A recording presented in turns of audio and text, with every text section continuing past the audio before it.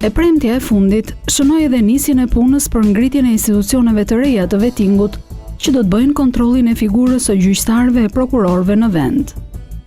Bëhet fjalë për 3 organet e vettingut: Komisionin e pavarur të kualifikimit që do të ketë 12 anëtar dhe 2 zëvendësues, Kolegjin e apelimit me 7 anëtar dhe 2 zëvendësues, si dhe komisionerët publik me 2 anëtar dhe 2 zëvendësues. Për këto 27 vende është mbyllur të premten afati i aplikimeve pranë avokatit të popullit. Në mesjavë në Tiranë ka zbarkuar ekipi i operacionit ndërkombëtar të monitorimit. Organi që ka një funksion kushtetues përbëhet nga vëzhgues ndërkombëtar dhe është pranuar nga palët politike në Shqipëri si një garant për një vendimarrje të drejtë e të paanshme në procesin e vettingut. Sipas kushtetutës, ONM-ja udhëhiqet nga Bashkimi Evropian, që ka zgjedhur të ketë në krye të tij një zonjë, 55 vjeçaren nga Madridi, Genovefa Ruiz Calavera, e cila prej afro 8 muajsh mban detyrën e drejtores për Ballkanin Perëndimor në drejtorinë e zgjerimit të Bashkimit Evropian. Të mërkurën në mëngjes e ka nisur punën me prezantimin formal, së pari me autoritetet shqiptare, kryeministrin dhe kryetarin e kuvendit. Puna e dytë ka qenë ngritja e bordit të menaxhimit të operacionit ndërkombëtar të monitorimit, që do ta kryesojë vetë, ndërsa në krah do të ketë edhe 2 ambasadorët Lu dhe Vlahutin.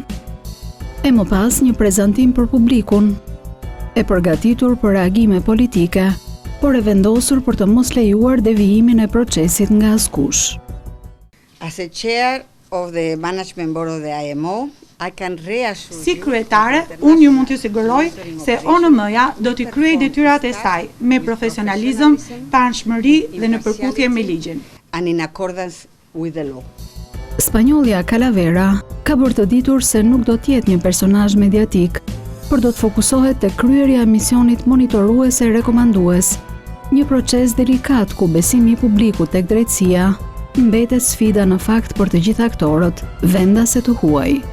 Vendimi i parë do t'jepet më datën 1 mars, kur ONM-ja do të ketë gati listën e zezë me kandidatët që nuk duhet të jenë anëtar të organeve të vettingut. Në fazën e parë, atë të ngritjes së organeve të vettingut, Calavera do të asistohet nga një ekip prej 5 ekspertësh gjyqtar dhe prokuror, 2 amerikan, Peter Ainsworth dhe John Vaudreuil, dhe 3 europian, italiani Ferdinando Boatier de Mongot, belgu Theo Jacobs dhe gjermani Martin Kessen.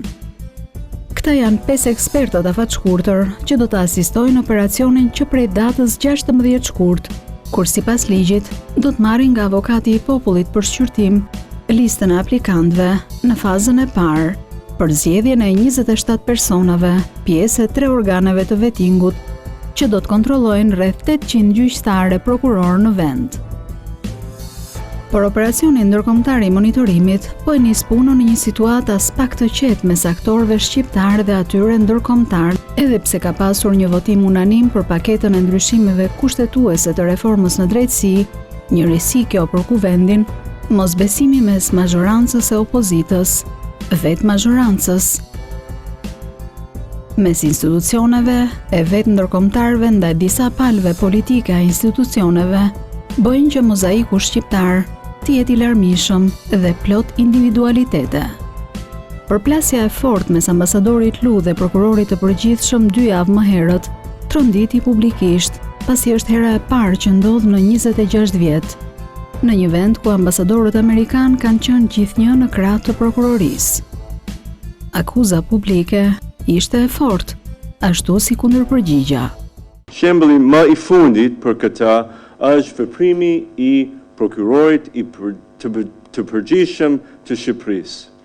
Për më shumë se 18 muaj, ai ka folur vazhdimisht dhe me zë të lartë kundër reformës në drejtësi.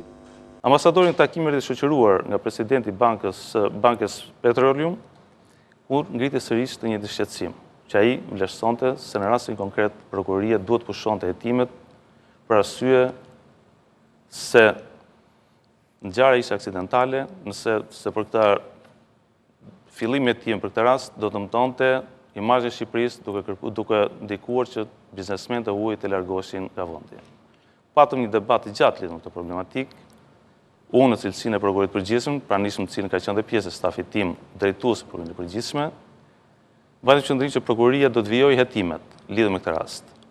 Vjen një sistem i vazhdueshëm i LUS për të vijuar, për mos të vijuar hetimet. Është e drejtë çdo ambasadorit të mbrojë investimet e vendit të tij. Është e drejtë, por jo të pengojnë hetimet të lidhur për çdo rast. Shorti u drejtua siç duhet nga sekretari i përgjithshëm i kuvendit. Por prokurori i përgjithshëm dhunoi frymën e kushtetutës duke dërguar një listë me vetëm 3 prokurorë për të plotësuar 3 pozicione. Kushtetuta është e qartë që këta anëtarë të Këshillit duhet të përgjigjen me short. Gjykata kushtetuese, gjykata e lartë dhe Këshilli i lartë i drejtësisë dorëzuan secili listë më të gjata me persona të kualifikuar për pozicionet në Këshill.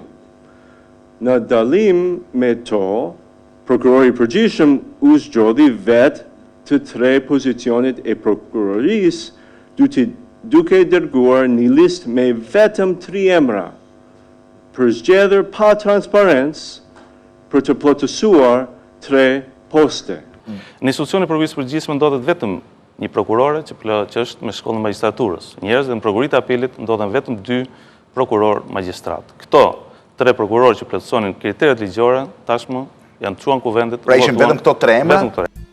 Çka prokurori mohoi e konfirmoi edhe Ilir Meta në një dalje të posaçme për mediat. Prokuroria e përgjithshme rezulton, sipas tyre, se ka zbatuar në mënyrë korrekte dhe transparente kushtetutën dhe ligjin e miratuar nga Parlamenti me asistencën e partnerëve ndërkombëtar, Obdatit dhe Euralusit. Asnjë prokuror nuk është ankuar as në prokurorinë e përgjithshme, nuk është ankuar as në Kuvendin e Shqipërisë që organizoi shortin, si dhe as publikisht. Lidhur me listën e kandidatëve të përcjellë nga ky institucion për Këshillin e Përkohshëm të Emërimeve në Drejtësi.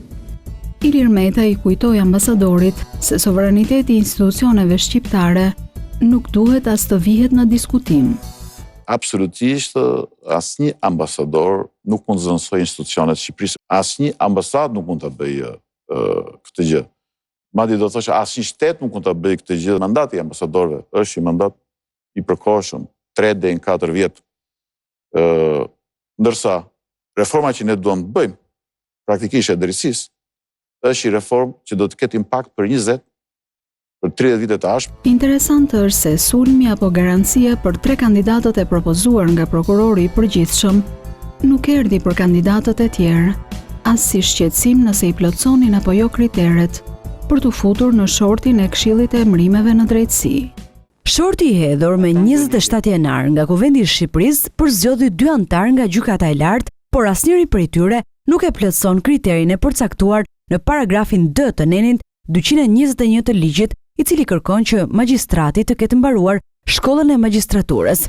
Po cilat janë kriteret dhe çfarë ndodh nëse ato nuk plotësohen? Këtë e tha Ilir Meta gjatë sqarimit për kandidatët e prokurorit të përgjithshëm të atakuar nga ambasadori Lu.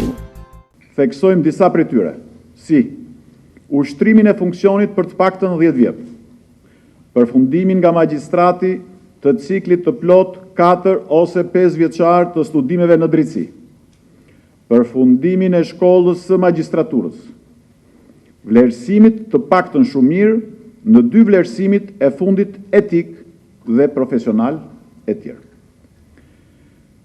Në pikën 2 të këtij përcaktohet se kandidatët që nuk plotësojnë një nga këto kushte përjashtohen nga shorti. Mungesa e magjistraturës për kandidatët u evidentua nga deputetja socialiste Vasilika Hysi. Disa institucione i kanë përjashtuar një kategori të magjistratëve, disa të tjerë i kanë pranuar. Nuk është vetëm fjala për shkollën e magjistraturës, është fjala edhe për 2 vlerësimet e fundit të gjyqtarëve dhe të prokurorëve. Dhe në rast se ju thoni që neni 221 të gjitha kriteret janë plotësuar në mënyrë eksplicite, unë them që nuk janë plotësuar në mënyrë eksplicite. Mendoj të vazhdojmë procedurat, sepse nuk jemi gjykat. Çdo institucion mban përgjegjësitë e tij lidhur me interpretimin që i ka bërë ligjit. Nuk është detyra e kuvendit, edhe në rastin konkret të hedhjes së shortit, për të gjykuar mbi respektimin e kritereve nga institucionet e ndryshme kushtetuese për propozimet që janë bërë për në Këshillin e Emërimit të Drejtësisë. Pra as nga prokuroria, as nga gjykatat dhe nga KLD-ja. Debati i hapur për kandidatët e prokurorit të përgjithshëm dhe heshtja për ata të gjykatës së lartë lën një shije dyshimi të pasqaruar nëse ligji duhet zbatuar nga të gjithë një lloj. Rrjeti investigativ Birn Albania e pyeti zonjën Calavera për akuzat e ambasadorit amerikan se përzgjedhja e kandidatëve të prokurorisë në KED nuk ishte kushtetues. Shefja UNM-s e sheh përgjegjësinë tek aktorët vendas. Pritshmëria kryesore që ka BE-ja lidhur me këtë është që gjithë aktorët vendas që mbajnë përgjegjësi të përcaktuara nga kushtetuta për krijimin e këtij organi të kontribuojnë në mënyrë profesionale dhe me rigorozitet për këtë përpjekje. Por Ilir Meta nuk duket i vëmendshëm vetëm për rregullsinë e shortit të hedhur në kuvend, por edhe për heqjen e vizave për 23 prokurore gjyqtar nga ambasada amerikane. Një veprim që ambasada tha se e kishte ndërmarrë përpara procesit të pritshëm të vettingut, i cili do të vlerësojë lidhjet e zyrtarëve të caktuar me korrupsionin. Nga një kërkim i thjeshtë në Google, rezulton se heqja e vizave si mas për zyrtar të korruptuar nuk është përdorur nga amerikanët në asnjë vend të NATO-s. Gjesti i ambasadës ishte përcjellë si shqetësim mes vetë institucioneve, por pas shpërthimit të debatit mes ambasadorit dhe prokurorit, ai shqetësim u bë publik.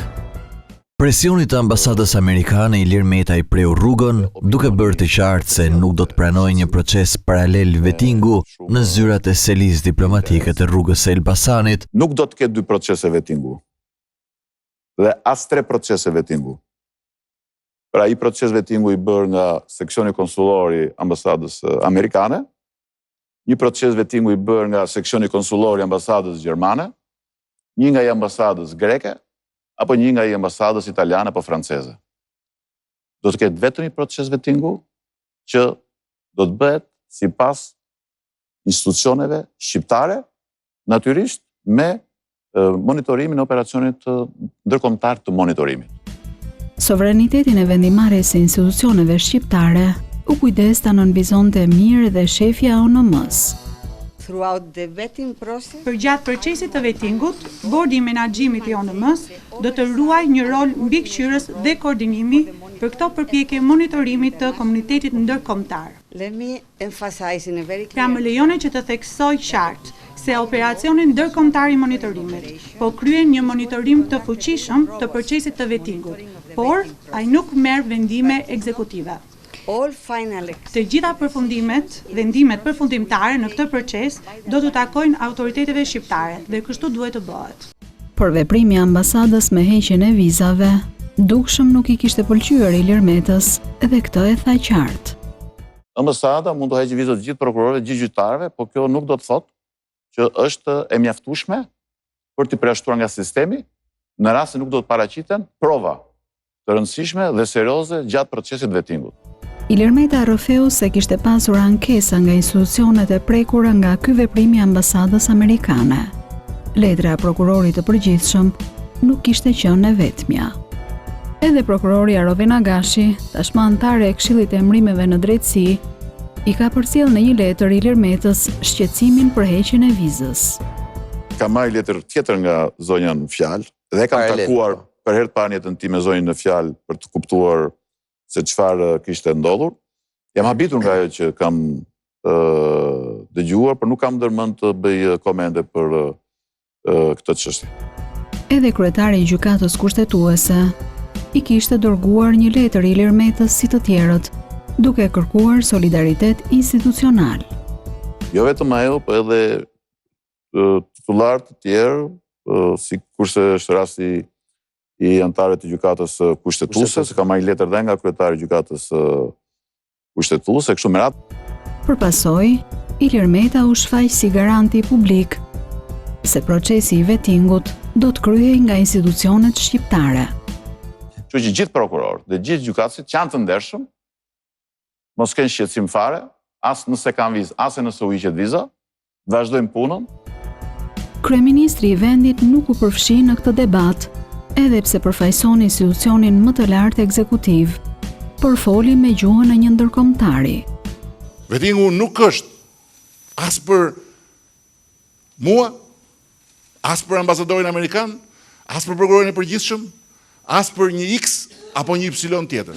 Vettingu është për njerëzit e zakonshëm të këtij vendi që më në fund të çlirohen nga kthetrat e prokurorëve dhe gjykatësve të korruptuar që i morën frymën këtij populli 25 vjet. Ndërkohë edhe nga vetë ndërkombëtarët që janë marrë me reformën në drejtësi, ka pasur zhvillime. Konfirmohet largimi përfundimtar i Rainer De Ville nga kryeemisionit Euralius në Shqipëri. Ceremonia e lamtumirës për të, sipas kësaj ftese, është bërë më një shkurt.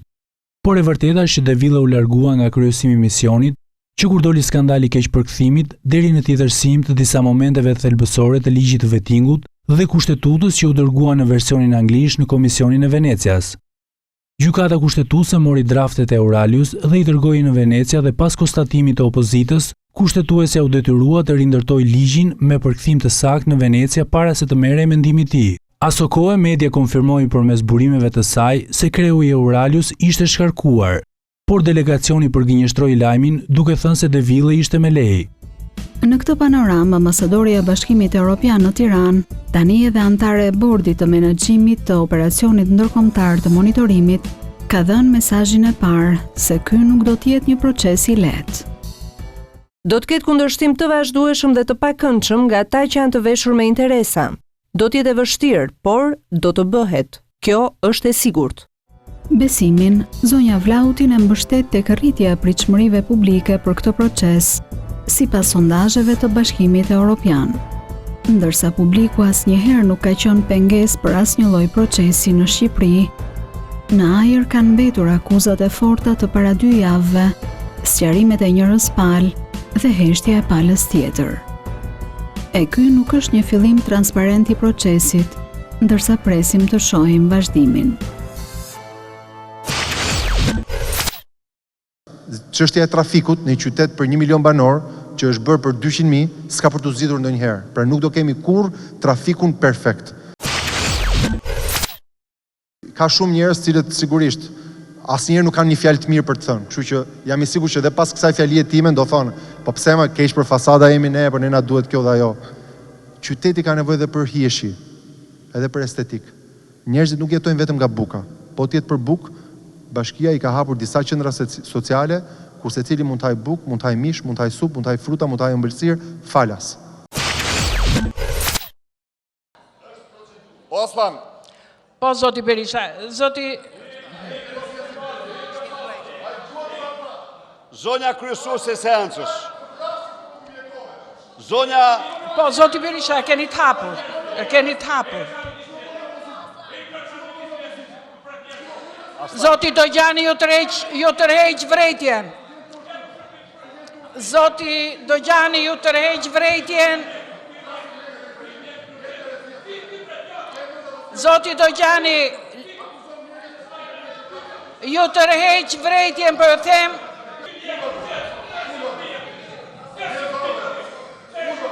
Gramos, në këtë budall që keni, po s'mata budall aty tani. Atëre zoti Berisha fjala për juve. Zoti Berisha fjala për juve. Gramos, po s'mata budall aty.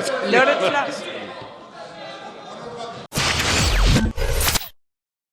Sepse zoti Balla, ju them të drejtën, na vendos gjithëve në siklet, megjithëse sot ishte hënë i binte që duhet të vinte i larë në komision, mban herë dhe nuk na krijon kushte që të punojmë rahat në komision parlamentar.